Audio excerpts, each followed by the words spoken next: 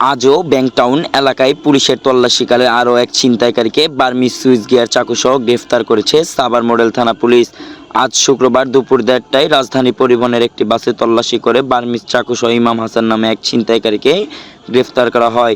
আটককৃত ইমাম হাসান যশোরের অভয়নগরের মৃত তরিকুল ইসলামের ছেলে, তবে দীর্ঘদিন ধরে সাভারের ব্যাংকটাউন এলাকায় ভাড়া বাসা নিয়ে থাকে।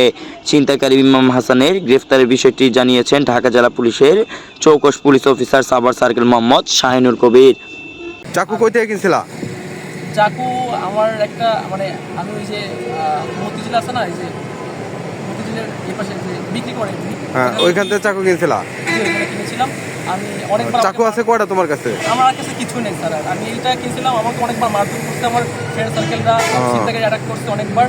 অ্যাটাক করে আমার কাছে সব কিছু স্যার নিয়ে নিয়েছে, অনেকবার মারধর যাচ্ছে, অতিষ্ঠ হয়ে স্যার। তোমার লোক এই গাড়িতে আর কে কে ছিল? আমার গাড়িতে কেউ না স্যার, আমি একাই ছিলাম স্যার। তোমার সহযোগীদের নাম বলো। স্যার আমার কোনো সহযোগিতা নেই স্যার, আপনার ভেরিফাই জাস্টিস করে দেখতে পারেন স্যার। আমার কেউ নেই স্যার দুনিয়াতে, আমার মা স্যার স্যার, আমার কেউ নেই স্যার।